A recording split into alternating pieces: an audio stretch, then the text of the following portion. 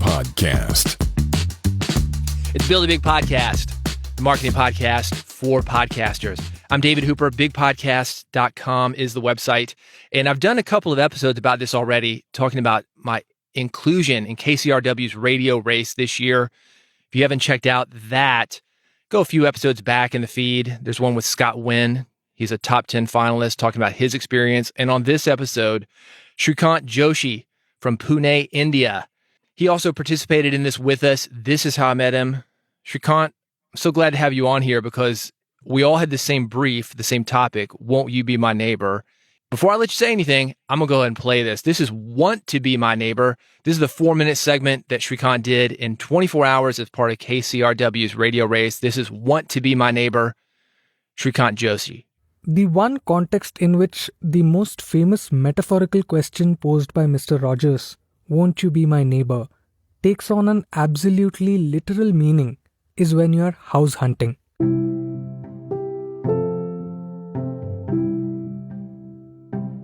Of course, if you've moved houses, you know that there are tons of things to consider when you're house hunting. Like looking at different layouts and imagining where all your new stuff would go. That's Meghna, my sister-in-law, married to my younger brother Sagar. They both recently bought a home in one of the suburban areas east of downtown San Francisco. One day we were going house hunting and there was one particular society which I really liked. Tamil was like, no, I've been here and they don't allow Muslims. This is Kritika. She is married to Tamir. Tamir is Muslim, Kritika is Hindu. They both currently live in Pune, India, which is where I am from. This is a story of these two couples, Meghna and Sagar, and Kritika and Tamir, and their house hunting experiences in their respective cities. The house we saw in San Ramon. We said no over there because it was 25 years old. Plus there was a lot of freeway noise. The house was super beautiful, but it was like 25 years old, like she said. So we are looking for houses which are starting 2000, 2005-ish. It was our choice to not go and bid for that house. In Mumbai, it is very broker dominated. And the first thing brokers will ask you is your name, Automatically, they'll cut down on at least 20 societies. First is, I think, that stare you get when you say your name. There's like a pause, very Bollywoodish 2-second pause. Then they'll look at your face and, they'll have that calculation in their head. It's like, oh my God, Muslim, alert. I'm sure it starts from there. Like she was like, hey, why don't you put an offer for this house? Yeah. But at that time, we really weren't in a mood to put offer. And she, being an agent, was like pushing, hey, this house is really good. This matches all your requirements. Why don't you put an offer for it? And then she just come up with some or the other reason that, hey, this lighting is less or this backyard is too small. No, brokers are very blunt. See, the end of the day, they want to make money. So you can't blame them. They are not wrong. Owners have already informed them what sort of tenants they're looking for. So it's not their fault. Remember, our parents were supposed to come. We were looking for a 2-bedroom. Our landlord actually showed his second house, which was a 2-bedroom. But the layout was so damn weird. Like there was no way. Yeah. So, but yes. what did we tell him? Like we told him, right? No, our parents are not coming or something. Yeah. We just made up some random decision so that he doesn't force us to go for that house. Yeah. Yeah, when you have only 4 options, people also kind of compromise and live somehow. They manage because there is no other option. Or you increase your rent and move in a better accepting society. If you talk to folks staying in the peninsula, they would say like, hey, why have you bought the house so far? But again, that was the way in that we had to do. Do you want to buy a bigger house for the same amount of money, or do you want to pay the same amount of money for a smaller house? If you're paying 1 lakh a month as a rent, then of course your neighbors will not care what religion you are. In case you are hoping for a moral to the story, there isn't one, to be honest. Do we really choose our neighbors? Or is it our neighbors who choose us?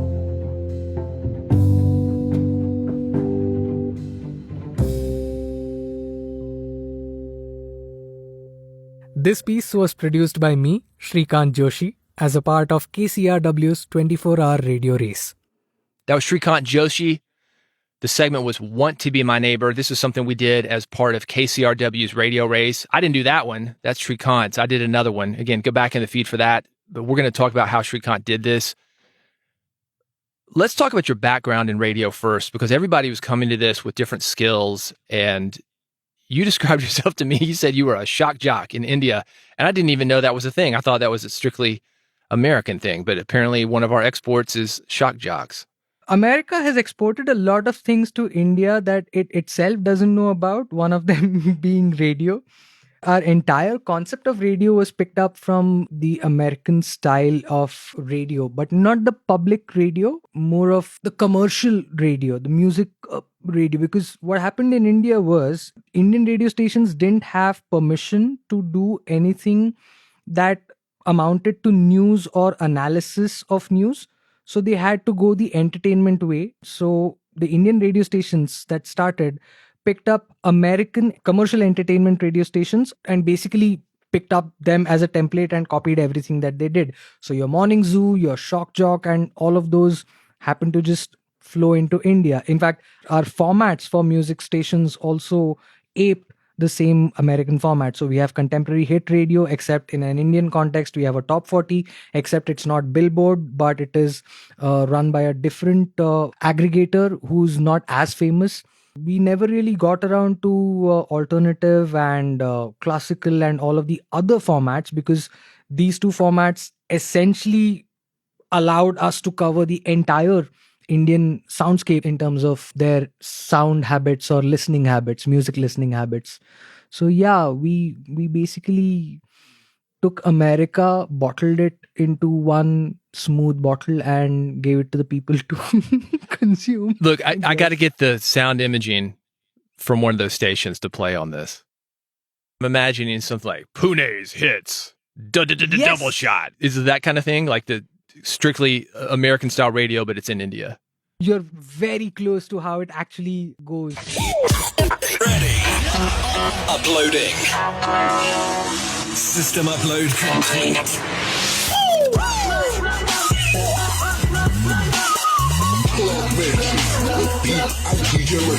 Only on Radio Mirchi. It is at times like these that I miss my hotkey pad, where I would just go and something on the soundboard would play out. Yeah, right? Yeah.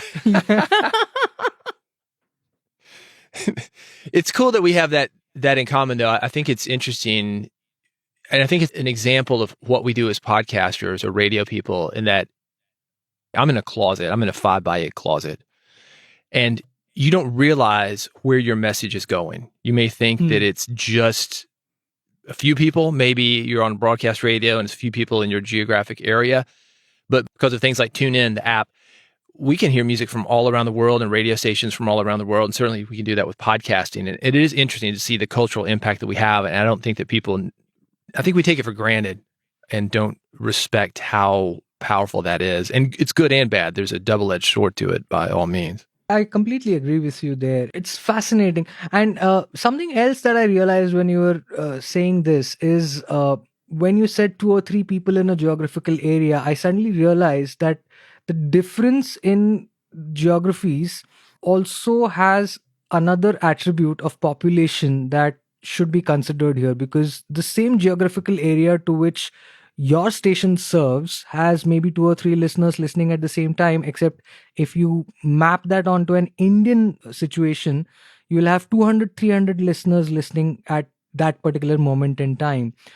India as a market is so vast that even if you manage to capture a small slice of the market, you still have like a pretty big sample to go with. And that's just the density of the population. Yeah. Pune, where you are, how big is that area? The city has about, I think the last census had it at 31 million, but current numbers put it closer to 65. 65 million people. 65 million people. All right. And the district as a whole has nearly, I think, 95 to 100 million people in the district. But then the district is much larger and much wider with a lot of other towns, villages, and places coming under its ambit. Pune metropolitan area is one of the largest metropolitan areas, I believe, in the world. And that has 65 million people. It's a very populous city. And I'm curious about the wattage of the radio stations here. I know here, and it wasn't always this way, but in the United States, right now, it's 100,000 watts for an FM station. In Mexico, there's been what we call a border blaster, where they would go 1 million watts and they would blast it into the United States. Wolfman Jack, if you've heard of him, he would do that. The old school FM stations here in the US were 400,000 watts, and that's since changed because they were just blowing the doors off everything. But where you are you going for that kind of high wattage to reach even more people, or do you not need it because there's so many people in a dense area? No, not at all. I mean, I can't even begin to think of how much 100,000 watts would be, because we typically work on 5 and 10 kilowatt power stations. And those usually tend to serve about 60 kilometers of radius. And within the 60 kilometers of radius, the entire city of Pune gets covered. Yeah. The entire city of Mumbai, for that matter. And most major cities typically get covered in 60 kilometer radius. So I think it is 5 kilowatt, which beyond which the government actually doesn't give permission. For community radio stations, if I'm not mistaken, it is half a kilowatt, which is 500 watts. That's pretty significant, though, if you've got a tall tower. It's based on power and also the Yes. height of the tower. It's significant. And again, if you've got that kind of density, you can reach a lot of people. And I think that's really interesting. The station that I broadcast from for my show, I want to say we're maybe 2,500 watts, but it goes all over the metropolitan area here, which is about 1 million people or so, maybe 2 million, depending on how you're counting it, but nothing like what you guys have. I mean, that's dense, man. Yeah, we are a very dense population, and I mean dense in both senses of the word.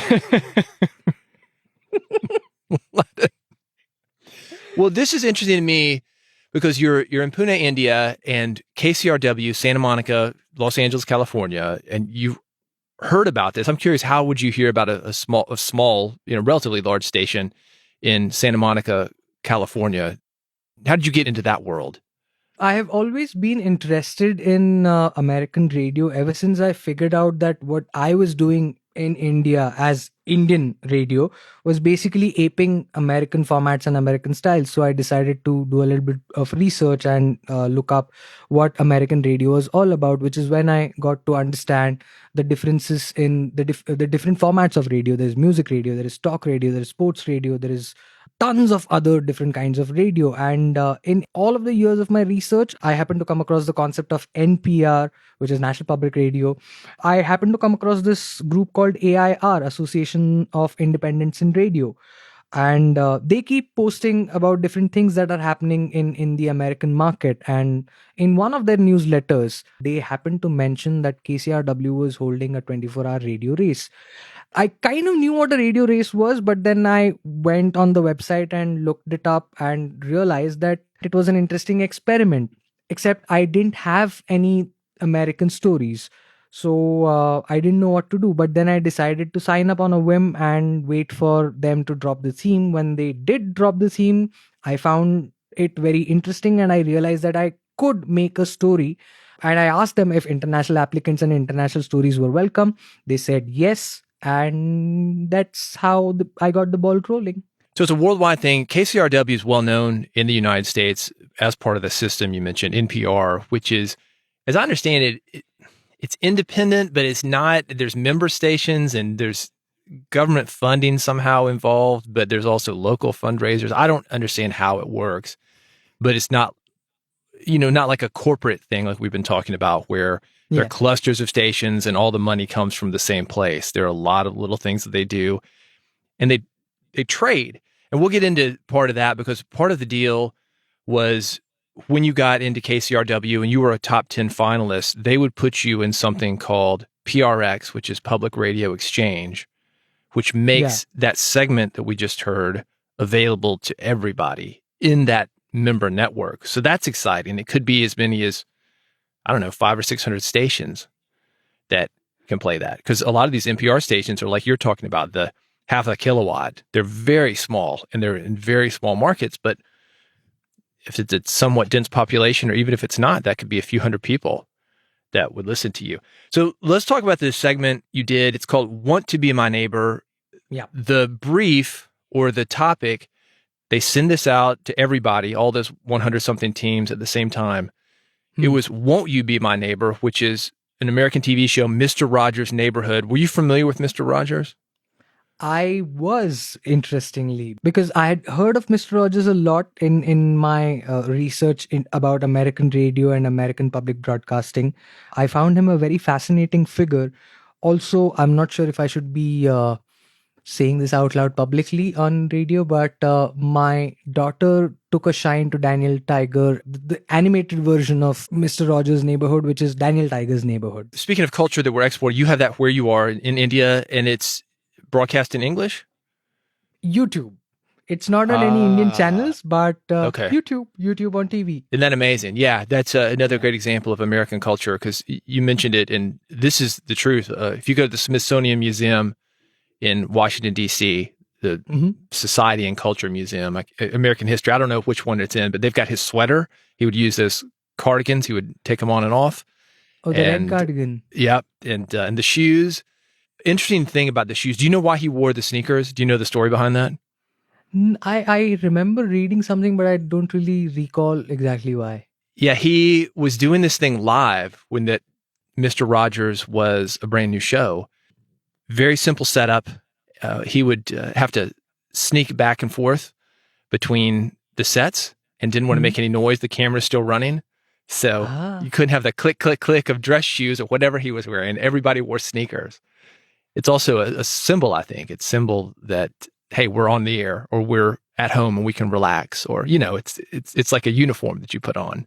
Definitely an element of American culture for kids growing up, especially like me in the 70s, and lives on.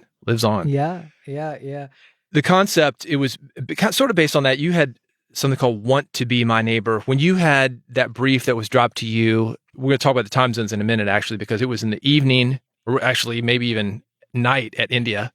Yeah. You get this thing almost in the middle of the night. And did you have an idea of what you wanted to do right then when you saw like, oh, I'm going to do this? Or tell me about coming up with the idea, because you only got 24 hours and you're getting ready for bed, or at least the people that you're going to interview are getting ready for bed. So that's got to be kind of a weird thing.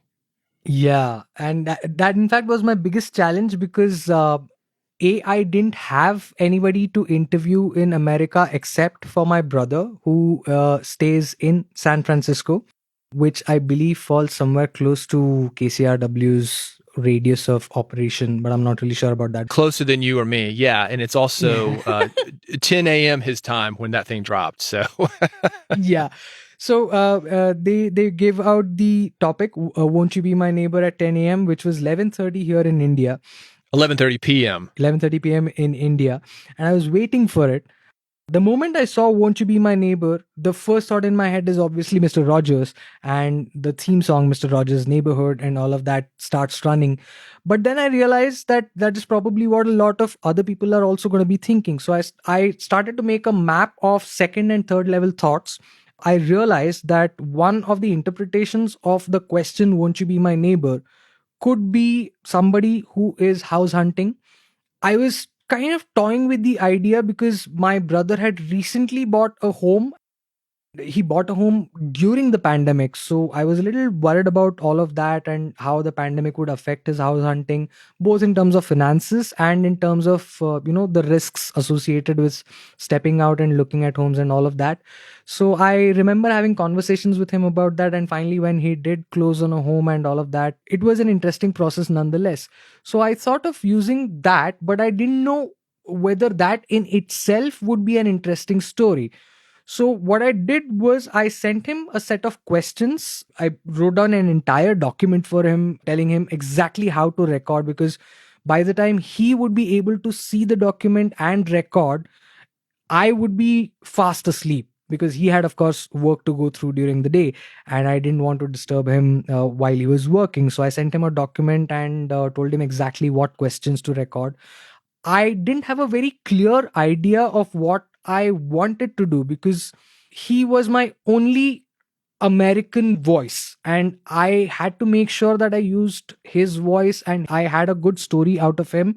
Otherwise, the entire experiment, the entire attempt would basically be for naught. So I sent him a list of 5 questions around the subject of house hunting and neighbors, but I didn't really have a solid grip on what I was going to do with it. I went to sleep wondering what else I could do. And after I woke up, he had already sent me his bites, him and his wife. And I heard those bites. And while I was listening to them, I realized that he was an Indian looking for housing in America. He was a minority looking for a housing in America. And at that very moment, a friend of mine, her message seemed to pop up on my screen. She hadn't messaged, but I was just scrolling through my messages and her name popped up on my screen. And I remembered that she was married to a Muslim and they were an interfaith couple, which made them a minority in the city that they were living in, which is Mumbai. So I dropped her a message asking her whether she would be interested in talking about their house hunting experience, because I knew that as a Muslim or an interfaith couple, finding a house is very difficult in India. Explain that, because you described it to me as the same story but different characters. Yes. In the United States, we would maybe have something with Christian and Muslim. I hate to say this, but there's some people who pick sides on that argument. Where you are, it's different though. There's Muslim, but also Hindu. Yes. The entire history of Hindu-Muslim is a long one, but let me just condense it into this one sentence saying the rivalry between India and Pakistan is reflected in the kind of interactions that Hindus and Muslims tend to have in certain spaces in India. Not all of them, certain spaces in India. So one of them is, of course, the house hunting bit. So what tends to happen is that Muslim families and Muslim people tend to cluster around in certain areas in cities and form pockets of communities in parts of cities, in areas of cities, much like what you might see as a Chinatown, a Koreatown, or a little India in different cities Right. in America. Right. So something similar happens with Muslim communities and Christian communities and Sikh communities and Jewish communities. They tend to congregate in pockets where there are other people of the same community, same faith living together. If you're not looking for a house in that particular pocket of the city, you're going to have a very difficult time finding housing. I'm guessing it's the same for minorities in any geography. So what my brother faced in America was likely to be what these two guys were facing in Mumbai. So you're seeing the parallels of that, and that's starting to bring out the thread of the whole piece. Yes. So my brain was parallelly formulating this kind of a parallel existence and trying to see if I could play both their stories in different geographies and sort of, I don't know, compare and contrast kind of a thing. I honestly didn't have a clear thread on what I wanted to do, but I knew that I had to get both of these stories and put them across in a way that might feel like an interplay of sorts. I want to talk about that for a second, though, because it's something that I see when I do interviews, and I know you've done a lot of different radio work, not just the shock jock stuff that we talked about earlier, but there seems to be a thing, I think, with radio people is that you're jumping into an interview or to a story like this, a narrative story, and you know that there's something there, but you don't know exactly what it is. And I feel like that's the skill level that we as hosts or producers bring to the table, to be able to spot those threads as common threads and be able to make a story just out of sound bites. And I'd love to know your thoughts on that, because there has to be an element of trust. And I guess over the years, you've learned to trust yourself that the story will emerge if you sit with it, or if you ask enough people. Talk more about just the level of trust that you have that this thing's going to work out without having everything worked out ahead of time. There are two ways to construct a story, is what I've realized in all of my attempts at making audio pieces. One of them is to start with a story beforehand, to know exactly what you want to say, what story you want to tell your audiences. And that is typically when you have a person in front of you and you know exactly what you want to talk to them about. So for example, if you look at everyday heroes as a concept, people who are in your society, like Sean's story that you did for your Radio Race entry, you knew Sean, you knew his story. You had to, of course, speak to him and elicit the story out of him. But once you had spoken to him, you knew exactly how the story was going to progress. That's one way of making a story, is what I've realized, where you know what the main elements of the story are, what the three acts, so to speak, of the story are, what the hero's journey of this story is. And the other is something that I learned from How Sounds, Rob Rosenthal's podcasts, and a lot of other people speaking on the same topic, is where you let the tape guide you.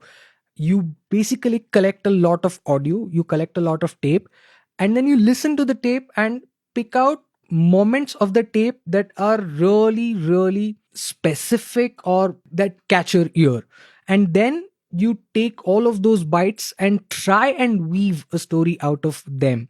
And that is what I believe is called letting the tape guide you. So that is what I had to do, because I didn't have a story to begin with. If I had a clear story to begin with, I wouldn't have had to worry about the tape guiding me, because then I would kind of force the tape in a direction that I wanted. But thankfully, because of the difference in time zones and because of the way the whole thing got set up for me, I was lucky enough to find really good bits of tape to basically slap together and construct this final output that you guys now hear as a final product. A question about that, because you're going to bed at India time. Your brother's in San Francisco area, and you have to trust him to get that on tape because you've only got so much time. You've got this 24 hours. How did he record his bits? Did you have to explain to him bit by bit by bit, step by step, this is how to record this? Because you were really trusting that, in addition to that he would have a good story coming out of his mouth. Yeah, it was one of the few times I blindly trusted my brother and he actually came through. No, I'm just kidding. He's actually a very, very sweet guy, and he's always come through for me. And I knew that he would definitely come through for me. Also because I have subjected him to a lot of my audio experiments before. Okay. He was experienced. Yeah, kind of experienced, but I'm slightly, and I'm not sure if I should say this word, but I'm slightly anal about things. Yeah. So Perfectionist. well, that's just sugarcoating the truth, but yeah. Well, that's what a good producer is. You're taking charge. You're taking charge. So how did they do it? What equipment did they use? Did they have specialized stuff already? Did they have a microphone, just a phone? Just a phone. And you already knew this from your experimentation, that the new phone mics, did you use just a voice memo or a special recorder? I had already experimented with a few small bites for my audio experiments before. So I knew the kind of phone he had, the kind of audio he was able to produce. And I knew that there were apps that did good noise cancellation by default. One of them being the app that I asked him to download, Dolby On. So I sent him an entire document giving him step-by-step instructions on which app to download, how to start recording, when to start recording, how to ask questions. So I made my brother and his wife, my sister-in-law, to sit across from each other and ask each other the question. So if I had to patch in my voice as a question, it would not feel awkward and it would still feel like they were answering my question, even though they were answering each other's question. Right. Because I needed to make sure that it still formed sort of a conversation if I needed it to be that. Because at that point, I didn't really know. That's something I want to point out, that you're thinking ahead. As I say, play in chess. You're a few moves ahead. You've already done the experimentation. You've already done enough production to know, here's how to work with certain audio clips, or here are my options for working. That's super important, because a lot of people, if you just gave them this assignment, I'm always amazed, these things like radio diaries. I don't know if you've heard that, like how they're able to work with the tape they get, and they must train people. And I don't think that's insulting to people for you to tell people exactly what you want.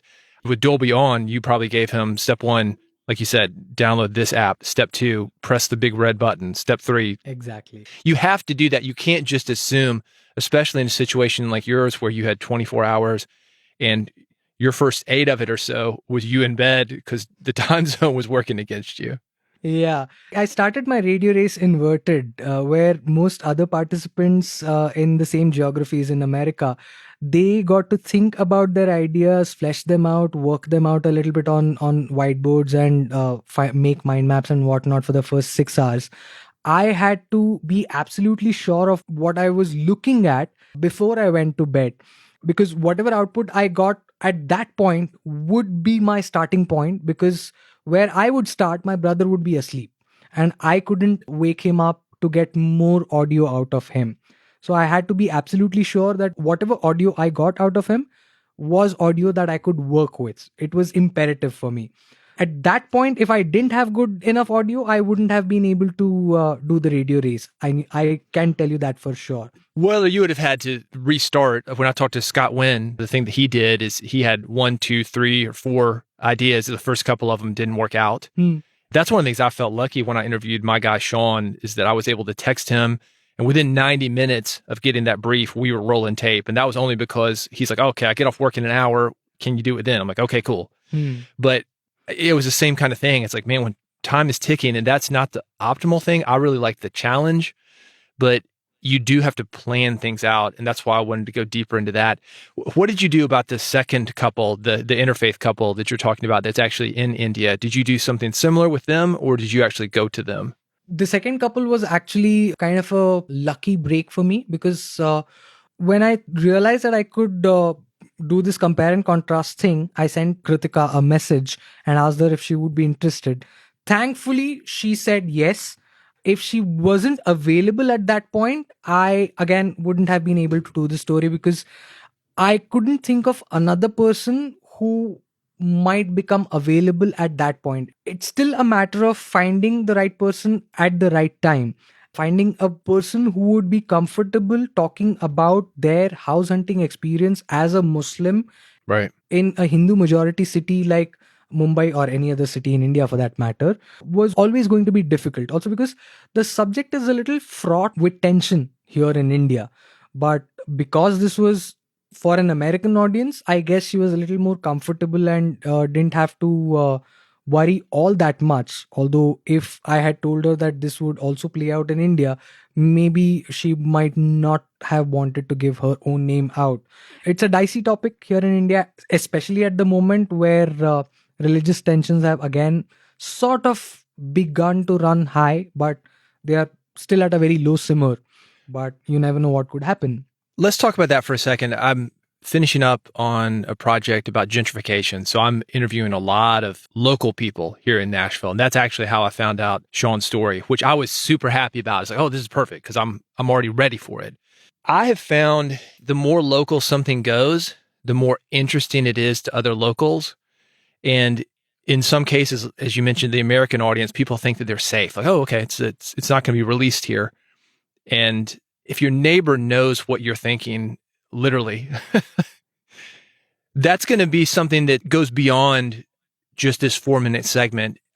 My question is, do you think about that? Do you do any, I guess, hand-holding or babysitting, or do you ever have to, when you're dealing with an interview or any kind of something that's going to be broadcast, kind of let people know that it will get out to the world and they need to be aware of what they say? How do you maneuver those situations? Or do you just let them rip and just whatever happens, happens? It's actually one of my biggest dilemmas every time I sit down to record an interview that can have larger implications. On the one hand, I want them to be absolutely honest and candid because it allows me to get a more raw picture of the situation. On the other hand, that much rawness in the picture also means that they can get hurt accidentally or deliberately by someone. It's a very thin line that I have to walk. The first time I realized that this kind of a line existed was when I was recording a series on mental health and mental illnesses, which are very much a taboo in India. Speaking about them is still not welcomed in general society, so to speak. The more educated classes are now a little more open to the concept of mental illnesses and finding a therapist to help the sanity of your mind and whatnot. But majority of Indians still look at mental health and mental illnesses as something that you're lacking in. We're getting there. We're slowly getting there. Yeah, again, it's the same story, different characters, because I think most Americans can connect with that. Yeah. when I was doing those interviews, especially with, for example, someone who is schizophrenic. Now, schizophrenia is not an illness that people understand very easily, but the popular notion about schizophrenia is a little unfair to all people who suffer from it or who live with schizophrenia. So, to put it in a better way, people who live with schizophrenia. I want this person who is living with schizophrenia to be honest about his experiences, but at the same time, I know that when I put that person's voice on air and someone happens to hear his voice, they will inevitably learn about his schizophrenia, which he may have wanted to keep secret from these other people. Right. But now I have exposed him to all of those other people. Is that right ethically on my part? I don't know, to be very honest, because I have asked this person for permission. He knows the stakes involved. I may have, what's the opposite of exaggeration? I may have undersold Right. how wide this thing is going, but at the same time, I have undersold it because I don't want to increase his expectations of popularity, publicity, or whatever. It's a very thin line, and I'm not really sure what the right thing to do here is.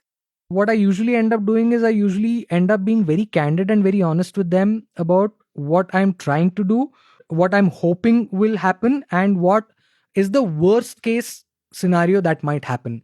So once I put these three things across, I sit back, cross my fingers, and pray/hope really hard that they say yes to my proposal. I love that you're doing that. I think that's a good way to do it. Say, this is what's likely to happen. Here's the best case scenario, worst case scenario, or the maybe not best or worst, but these are the two extremes on the other end of that. Yeah. I think that people like you and me, we live behind a mic and we don't think it's weird to, one, hear the sound of our own voice. That can be something that I'm surprised I run into a lot. People, I just don't like the sound of my own voice. Okay, cool. I can understand that. But I had somebody approach me about doing a documentary, being a part of it. I'll say the network is on HBO, which is on one hand, hey, that's cool. I could be part of something on HBO. But on the other hand, it's like, whoa, wait a minute. Do I really want this getting out everywhere? And I was so happy for the experience because it put me into the mindset of all the people that I interview, that it wasn't something that I was comfortable with initially. And I had to think about those things so I think, better approach. And I think you've got a great way of doing it, giving them, here's what could happen. Here's the other thing that could happen. Here's what's likely to happen. Because I think people just want to not have like a gotcha moment. We've seen reality television and we've seen sound bites on news channels and things. And things do get misconstrued, and it doesn't have to be major politicians for that to happen. It could be you. And you don't want to be made a fool of because you are really trusting somebody with your story, especially something like mental illness, and that you don't know what somebody's going to do with that story. Yeah. I don't remember who said this to me, but very early on in my radio career, somebody told me, remember your first hot mic moment and remember the embarrassment that you felt. That is what a lot of your interviewees are going to feel after they have done an interview with you. It is your job to make sure that they are comfortable while doing the interview and after the interview. And so I tend to attempt everything in my power to make them comfortable before the interview so that they don't have to think twice during and after. All right. I know I'm going through, we're going to get back to Radio Race in a second. I got to ask you about the first hot mic moment, because I'm writing another book on podcasting, and I'm talking about hot mics, and that's the advice. You have to consider that every mic is hot, and every radio person has experienced this. So I'm curious what your hot mic moment was that you remember. All right. So these are my training days, and the radio station that I was interning at, that I was training at, they would let us trainees go live on air at night when everybody was asleep. So between the hours of 12 midnight to 4 in the morning. When in theory, no one is listening, but when you've got a hot mic moment, you find out exactly how many people are listening. Oh, you do. Oh, you do. And how?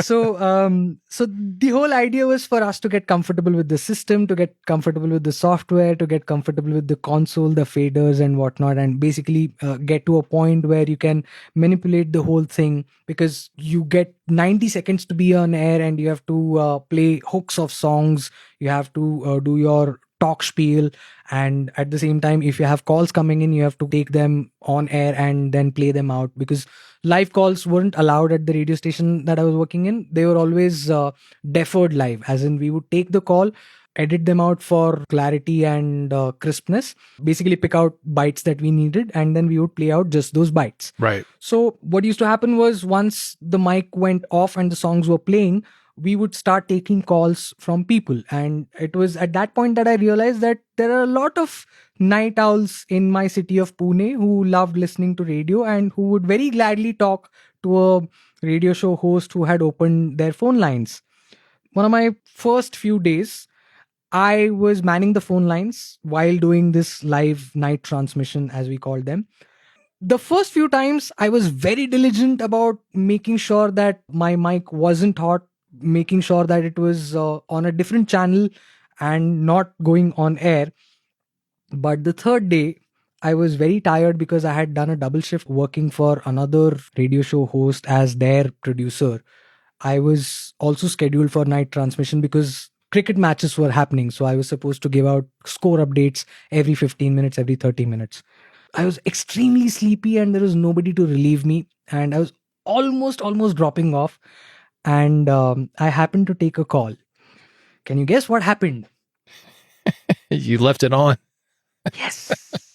I left both my mic and the caller's mic on. And it was the craziest caller ever, right? It was, I don't remember the caller. All I remember is my cell phone ringing constantly while I'm taking the call. And I'm like, boss, I'm taking a call. I'll call you back later. He's like, your mic is on. Switch it off. So the boss heard you. Yeah, that's probably the worst guy to hear you. Yeah. The boss heard me. The entire city of Pune that was awake, or rather the awake parts of Pune heard me. They heard my boss screaming at me through the phone. Yep. Yeah. Well, the facade of you being the slick radio host was killed on that evening. It was, but then it also helped humanize me to the rest of the listeners, because they realized, well, this is no god. This is just another idiot like us, sitting late at night working his ass off. Casey Kasem said the same thing. If you've heard those Casey Kasem tapes, I don't know if you're familiar with him, America's Top 40. I know Casey Kasem. I've never heard any Oh, of his tapes. I will get them for you. But if you look up, Casey Kasem death dedication, and he was mad about coming out of a Pointer Sisters song. It happened to be an upbeat number, as he said, and going into a death dedication. He didn't think the pacing was right. Now, we're up to our long-distance dedication. And this one is about kids and pets and a situation that we can all understand, whether we have kids or pets or neither. It's from a man in Cincinnati, Ohio. And here's what he writes. Dear Casey, this may seem to be a strange dedication request, but I'm quite sincere, and it'll mean a lot if you play it. Recently, there was a death in our family. He was a little dog named Snuggles, but he was most certainly a part of... Let's start again. From coming out of the record. Play the record, okay? Please. See, when you come out of those up-tempo damn numbers, man, it's impossible to make those transitions, and then you got to go into somebody dying. You know, they do this to me all the time. I don't know what the hell they do it for, but damn it, if we can't come out of a slow record, I don't understand it. Is Don on the phone? Okay, I want a damn concerted effort to come out of a record that isn't a fucking up-tempo record every time I do a damn death dedication. This is a last damn time I want somebody to use his fucking brain to not come out of a damn record that is that's up tempo, and I got to talk about a fucking dog dying. Boy, this is fucking ponderous, man. Fucking ponderous. That did not end up on the cutting room floor. Somehow it got broadcast all over the network. Somebody probably taking revenge of the satellite. And a lot of people heard Casey in a different way. It's a familiar voice that all Americans have heard. Yeah. To hear him like that, it was like, oh, but he said later on, he said, yeah, that humanized me. Yeah. it ended up being a great thing. It wasn't good at the time, and it was embarrassing, and I kind of looked like a jerk, but it humanized me. I've never had anything like that. I've said some words that are not allowed by the FCC on online, but that was as a guest, not as a host, fortunately. But all my stuff is edited. I still, when I'm in the studio, though, I'll always consider the mics to be live and broadcasting, and definitely recording. Always consider every mic inside a live studio to be hot. Yeah. Well, you have to. I'm sure it's probably the same way in India as it is here. You've got CCTV and doorbell cameras and mobile phones. You just have to assume that somebody's taping something in the vicinity. Yep. And if something crazy goes, they're going to point that on you. But I think that shows that the human element of what we are. And I think it's good for people to go through that, because when you are interviewing a guest, you can connect better with them. I just saw this thing about Adele, an Australian, I guess it was a television host. He flew all the way to London. He had an exclusive for all of Australia for an interview with Adele about her new record. And during the interview, it came out that he had not even listened to the new album. Adele did not like that. So this guy had flown, 10,000 miles or whatever to get to her. And they killed it. They killed the exclusive all of Australia interview for him. And I think it's like the artists that we're interviewing, they're people too. And the people that we interview in our neighborhood are people that we have to live with, maybe. At the same time, let me flip this question though. This is something I've been thinking about. How do you keep yourself grounded where you are not drawn into a story? You have somebody and they're on hard times, for example, or you've somebody and they do have, a mental situation, schizophrenia or drug abuse or whatever they're going through. How do you keep grounded where you don't take that home after the fact, or do you? Okay. I do both. I do take them home after the fact because they have given me the respect of telling me their story. They have given me the respect of opening up their rawest spots for me to see and touch and feel and expose to the rest of the world. So I do take them home with me. It's the least I can do for them. I need to be in their shoes to understand exactly what they went through. So I don't mind living a little bit of their story in my head to understand their to understand their emotions better, to empathize with them better. But at the same time, there is a part of my brain that is always in producer mode that's telling me, okay, now you need to step back and look at the larger picture because you have only 12 hours left. So I guess having a sort of disconnected brain helps in that regard. Yeah. I think that's the interesting thing about Radio Race is that you've got this balance, in a different way, but it's that you've got to get this thing done if you're going to participate, and it's not going to be perfect. There's probably better ways to tell the story if you had a little bit more time or sleep or whatever more you needed, resources.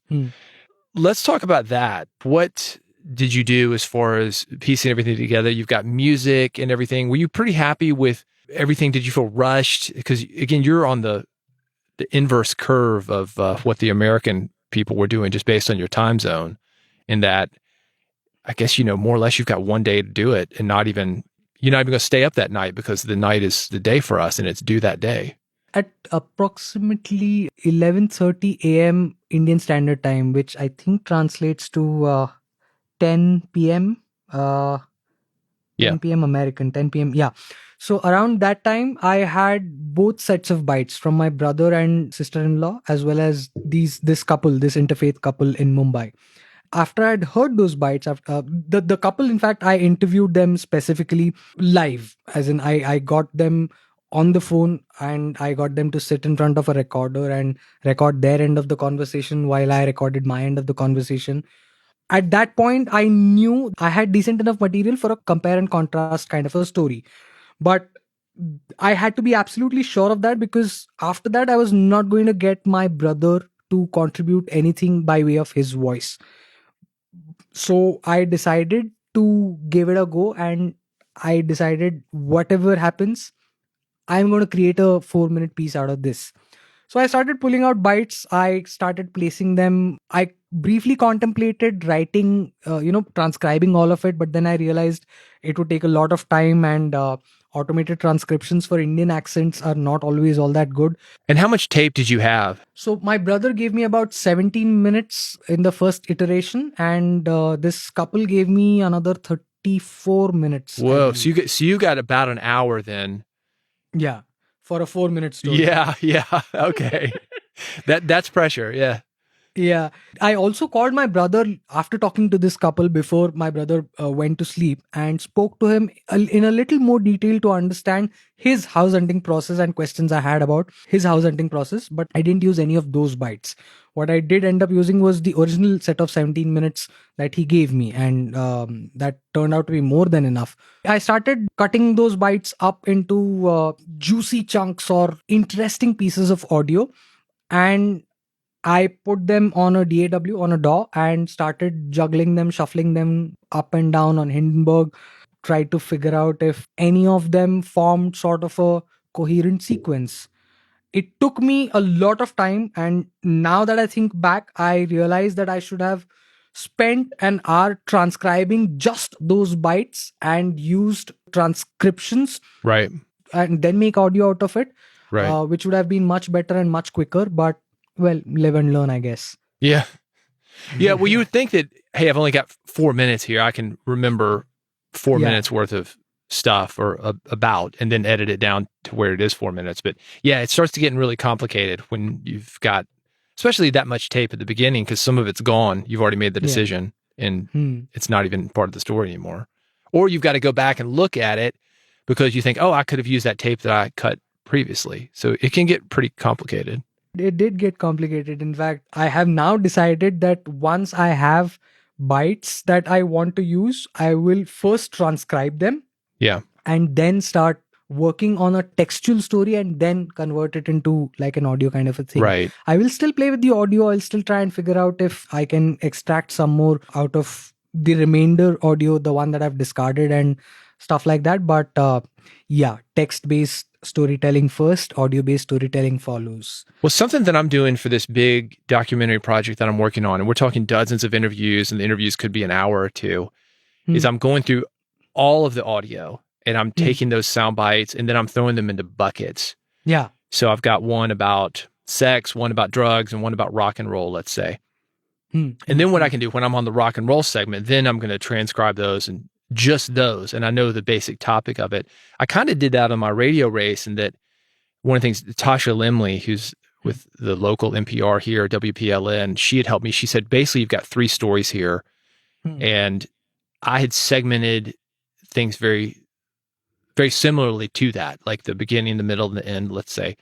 And it's one way of working with stuff, but in the end, man, when you got that tape, you can imagine, and I'm just thankful it's not the old magnetic tape that we used to have, where you had strips and strips of tape, and that's what they used to have to do, and just hang it up and then splice it in. And at least we've got that, and we can move it around. Hindenburg is great for that. So I think that was a good choice on your DAW. I'm actually a Magic's Vegas Pro user, but I've recently shifted to Hindenburg because of some of its interesting features, which is basically the fact that it allows me to group individual bits of audio and keep them aside as ready to insert pieces that I can then juggle around, shuffle around. Well, that's kind of the bucket, I suppose. I'm it is. somewhat familiar with Hindenburg. I've got a copy of it, but have never really used it. But it's made for this kind of stuff. That's the thing. It's like people, they've got preferences. Pro Tools, a lot of my guys that have been in music, they stick with Pro Tools. I think it's overboard. I think just for something like this, like a narrative piece, I think Hindenburg's perfect for it. Although some people would argue that it's not as powerful as far as some of the hardcore audio. And I'm like, it's good enough for this. And it's even better for the narrative form. At the end of the day, it boils down to what your editing process looks like. My editing process is basically collecting bits of audio and then moving them around like a jigsaw puzzle to see what picture comes out the best and brightest. A lot of people use Hindenburg differently than I do. It's all a part of what working process they have and how that particular software fits into it. A lot of people I know do their editing solely and purely on destructive editors like Soundforge or Isotope. I don't know how they do it, but apparently they do. Well, I do it. I'll tell you why. I think it forces me to make a decision. And I see a lot of guys like, well, I could do this and I could do that. And I can always go back and I've probably got the clip that I can re-import, for example. But I can see, I used to be more pro destructive editor with like a linear interview. And then I did this radio race project. I'm like, I can kind of see why these guys like the non-destructive. It does force you to make a decision. Then you're like, hey, I just got to move forward. I can't. Sometimes I think people get caught up. They spend too much time on something and then they don't pace themselves. Did you have that issue at all? Did you find that got 2 hours left? Oh my gosh, I've got to get this thing done. I should have not spent so much time on this other thing. With the radio race, I did definitely have that problem because I hadn't transcribed and till almost 8 p.m. here at night when the deadline was 11:30. Till almost 8 p.m. I was still kind of refining my script, refining the audio, wow. adding a little bit of my own narration. So you hadn't really even voiced the whole thing then? I had done like a rough draft of my narration, but I hadn't really done the final draft of it, the final take. And so I was still kind of refining the script to see if I could add something, subtract something. I actually did the final take of my narration at around 8:35, I think. I'll have to go back and... So you had about 3 hours to go. Yeah, I have 3 hours to go, but at that point, my script is pretty much set. So all I had to do is take the narration, chop it up into bits, and just slot it into the Hindenburg tracks. What that meant was I had very little time to do the sound design and the mixing bit of it, which I still think I didn't do very well on that front. Well, explain to me how you did that then. It's funny because you were actually one of the people who were like, how did you do your sound design? I'm like, picked a royalty-free music. There wasn't really much sound design for me. Did you do a little bit more? Because, some of those guys, if you looked at the radio race tag, they had full-on musicians in there doing custom music. And I was like, oh, I'm way over my head with this.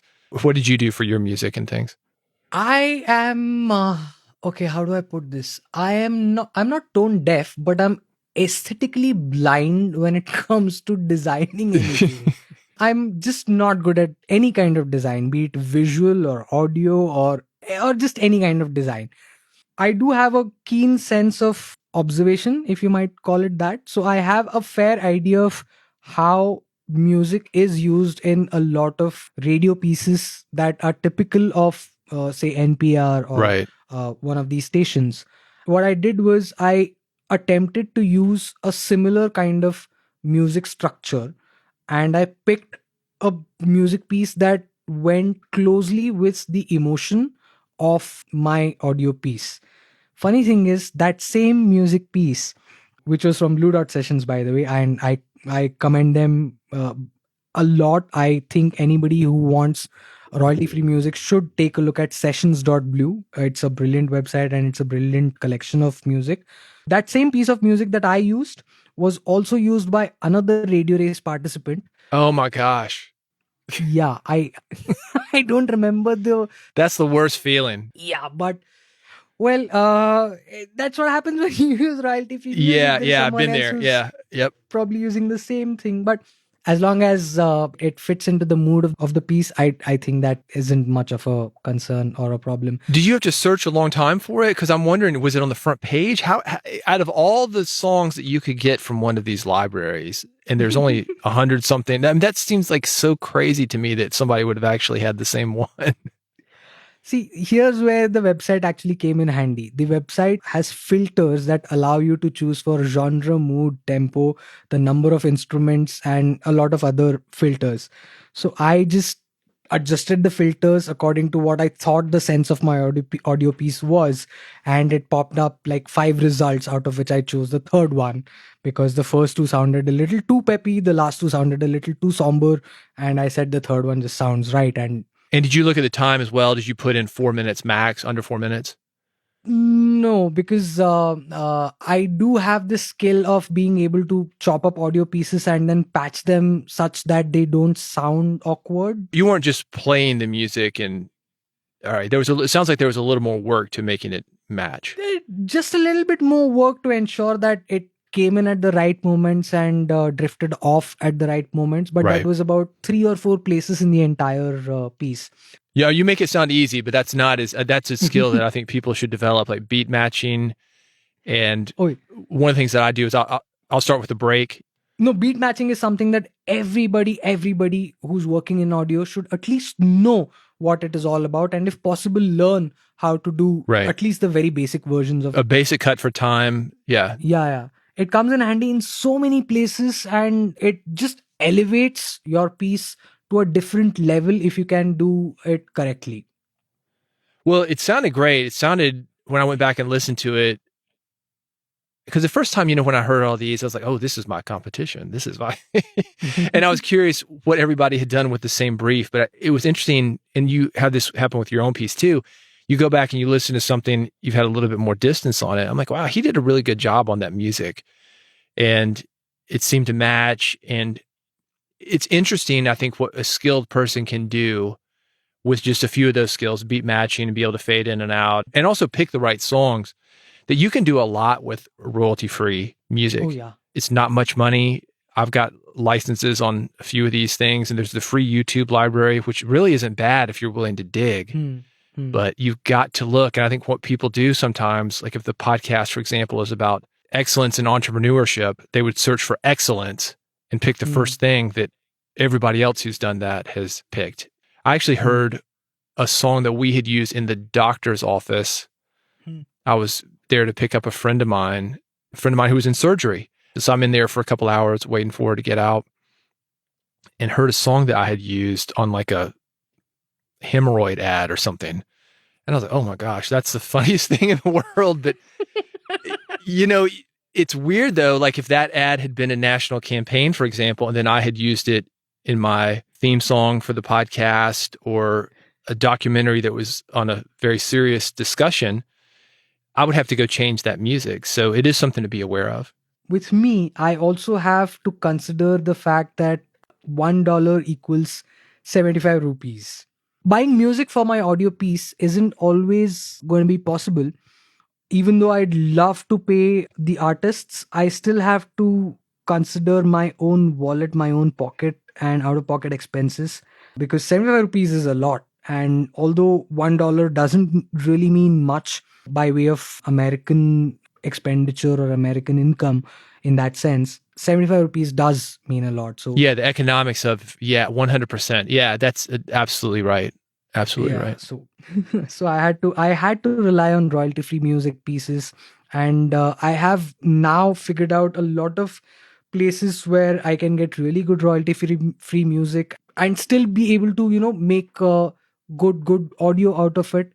Plus, I hope that whatever I'm creating also gives those people some exposure out of my work, and I wish I could do more for them.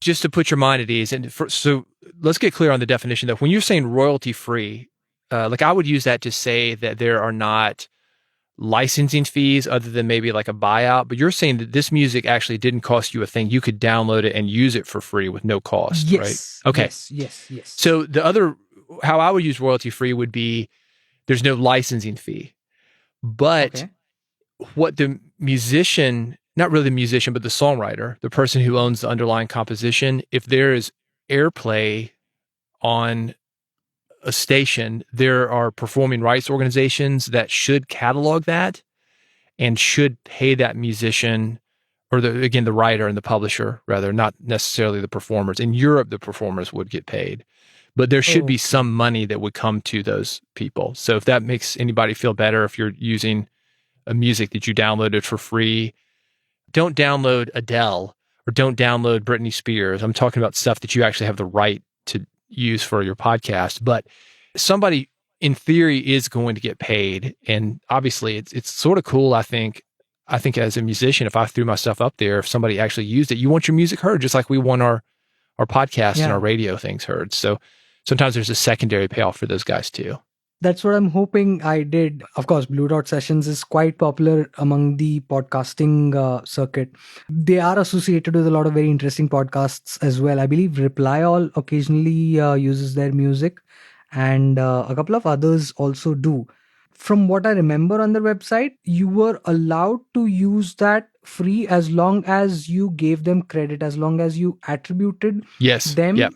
in the show notes or in the description, or I think also in audio. Yeah, that's how the YouTube one is. You have to just attribute, and it's usually, I think, in the episode notes. That's kind of the Creative Commons license. Sometimes they'll release through that. But yeah, I mean, it's a good way. You may be talking about Breakmaster Cylinder, and there's another guy, and I cannot remember his name, but they actually did a documentary on him. He is probably the most played artist on the internet for this kind of stuff, but nobody would know his name. They did a documentary on him because several years ago, he just decided to make his music available to people. What's happened with him is so many YouTubers are using his music. He's getting those royalties that I'm talking about from BMI, ASCAP, whatever his performing rights organization is. And he's also getting things like Reply All, where they'll hire him for custom music. So he's become known as sort of the Reply All would have something like internet culture.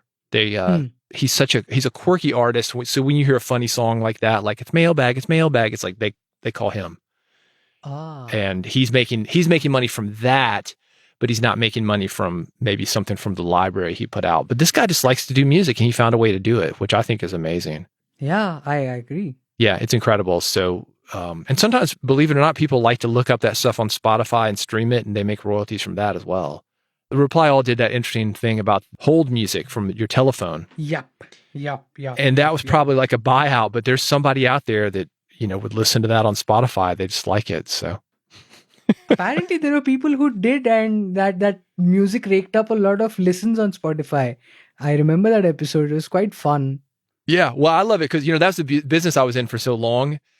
It is interesting, though. I think that, you have a lot of people, Spotify just released their Pod City, which is a huge campus in LA, and they released photos of it, and I posted some of those yesterday. People, oh, sure, because you're not paying artists. It's like, well, they are, but it's such a complicated thing that the technology is moving so fast, faster than we can figure out a way to get everybody paid, and it's old system versus the new system.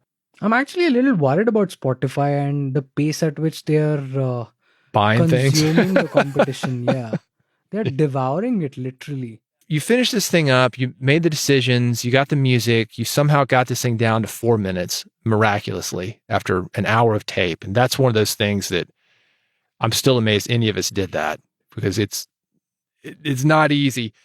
What would you do differently, and what will you do differently next year? Because I know you're going to be doing this next year.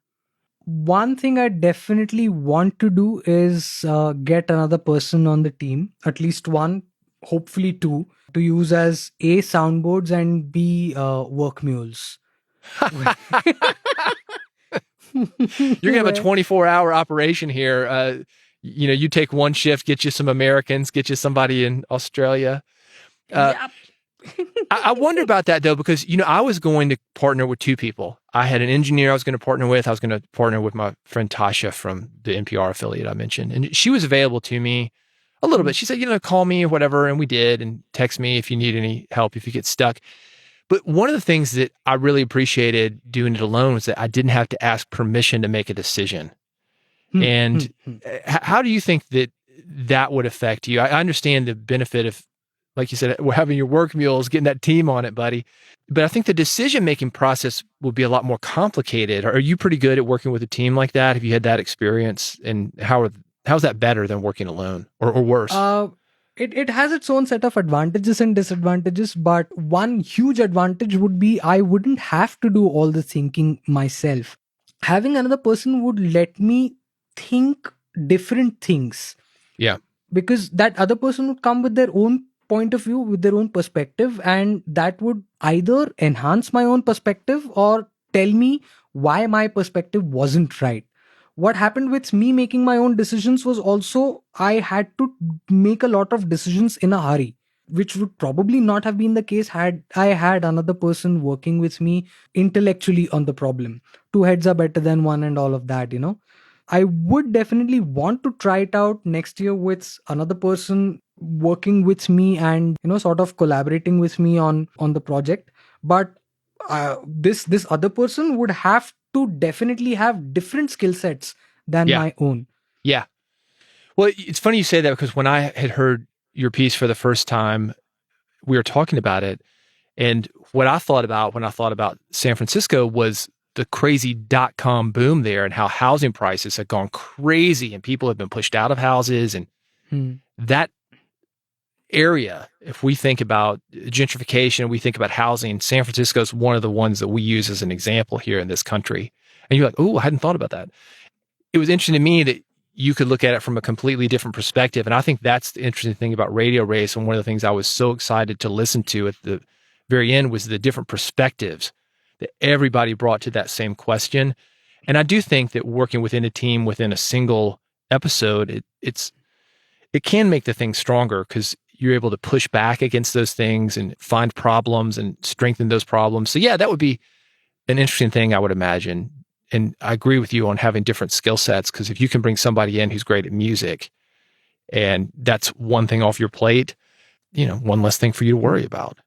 Exactly. And especially when I know that I'm not good at music or any kind of Well, design. no. Well, I'm cutting you off there because I think the music worked great. And it's interesting to me that where you found it, especially working with the limitations, which I think that's probably a great way to just wrap this whole conversation up, is that we had 24 hours of limitation. We had a topic limitation. You had time zone limitations that I don't know if that was bad. Maybe it's good. I mean, sometimes limitations are great.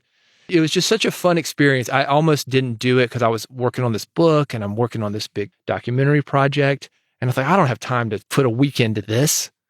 I'm really glad that I did. I met guys like you, met guys like Scott, met this great community. I'm like, okay, this is cool. It's really fun to have like people that are passionate about something. They're going to jump in on a weekend, even though it's not paid. I didn't care about the prizes. Bragging rights would be nice. Top 10, you got it. So you got some bragging rights. And, it was cool. It was cool. I'm going to encourage a lot of people to get involved in it. I'd like to do my own, honestly. I'd like to organize one, but I don't have the draw of KCRW. Let me know. I'll probably be the first one to send in an entry. Well, it might be just you and me then, if you would 2 entries. We'll take that. 2 to begin with and then 200 eventually. Well, I have thought about doing just a challenge myself to I'm going to do a 2 or 3 minute piece, or I'm going to do something. I need to get through some other projects first. And that's the issue. I think this forced me to jump in right away when maybe I wasn't ready or the timing wasn't perfect. So I appreciated that. But I'm going to look for more of these because I'm sure there are various options. But it is cool. It's cool to see, people just passionate about something. And I think that sometimes is lost on us as podcasters. You know how this is because you're doing a lot of voiceover, which I think is unbelievably hard as far as mentally, just to be in that room by yourself, just reading a script, and you feel like you're alone, You got to do what you got to do, I guess. Yeah. By the way, have you heard of this thing called NaNoWriMo? You're talking about the writing one. Yeah, there's one for podcasting too. The November National Writing Month? National November Writing Month. That's NaNoWriMo. And there's one called NaPodPoMo, which is National Podcast Post Month, 30 episodes in 30 days. I didn't know about NaPodPoMo, but I'll have to look that up. What I was basically getting at was I looked at KCRW as a variation of NaNoWriMo, but in 24 hours, which is why I was attracted to it in the first place, I think. It's something I've been realizing only now when I'm speaking to you and when you've brought all of these wonderful points up. Having a deadline sometimes gets really good work out of you. Probably because of the deadline, or probably because you want to have that feeling of having surmounted an obstacle or done something when the odds were against you. Well, that's what I needed. I needed to just finish something because I'm on these big projects and I haven't finished anything. It's also for me to do it alone, I think was helpful too, because it's nice when, sometimes you have to do things alone. Your team quits or you fire your team or there's no budget or there's whatever. Sometimes it's on you, buddy. You know that. So It is. It's nice to know that if you had to put in music that you could do it, and you did. So the pieces want to be my neighbor. That's a question. And where can people find information about you, Shrikant? Because you've got some things online. And if you need Hindi voiceover, you've got American with Indian accent voiceover. You've got voiceover things. If you need a shock jock with an Indian perspective, Shrikant is available. Where can people find more information about you? Well, I do have a website that it's a very small website. It's 42quirks.com. That's 42 numbers and QUIRKS, 42quirks.com. I'm also available on LinkedIn, on Twitter, on Facebook. Just look for Shrikant Joshi. Twitter, I've been lucky enough to land my own name. So my handle on Twitter is SHRIKANT. What are the 42 quirks? How did you get that name? So I'm a huge fan of Douglas Adams, the sci-fi author, and those of your listeners who know Douglas Adams know why 42 is such an important number. Okay. You know 42, right?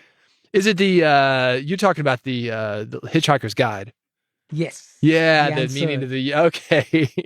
The answer to the question of life, the universe, and everything. Yes. Okay. So well, I love that. You know, my company's called 23 Hours.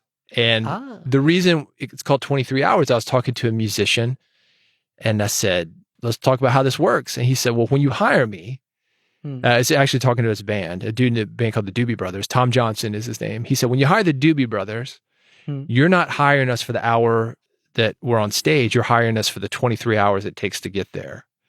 And I said, oh, that's it, man. That's it. Because that's what any of us are doing, this radio race included. You practiced up until this moment. That's one of the reasons I wanted to talk to you. It's the shock jock work.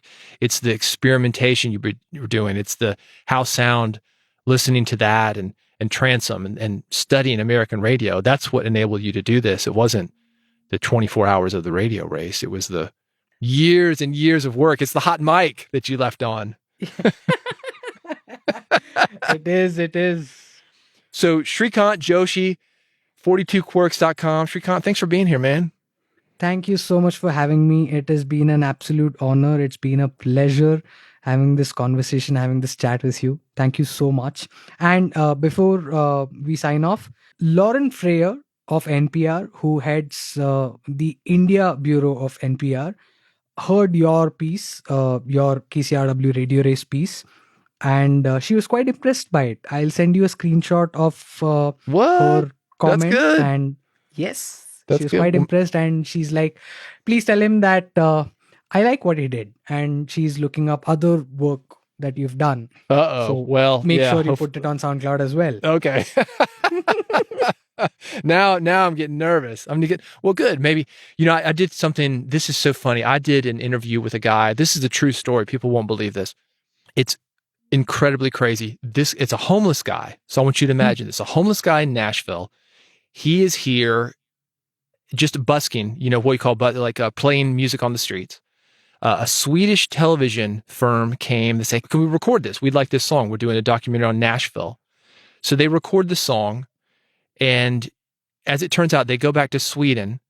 It's on a television show. And it turns out that this guy is homeless. He was at the public library looking it up online to verify it. And he had a #1 song in Sweden. Whoa. Is that not the weirdest thing in the world? Wild. Yes. And I mean, I love stories like that where like somebody, they hear something and they resonate with it and then they spread it. Yeah. And you just never know. You never know. So yeah, well, thanks for passing that along, man. That's fantastic. My pleasure. And thank you so much for all of this. You've been awfully kind. You've been awfully gracious. And I'm just honored. I don't know what to say.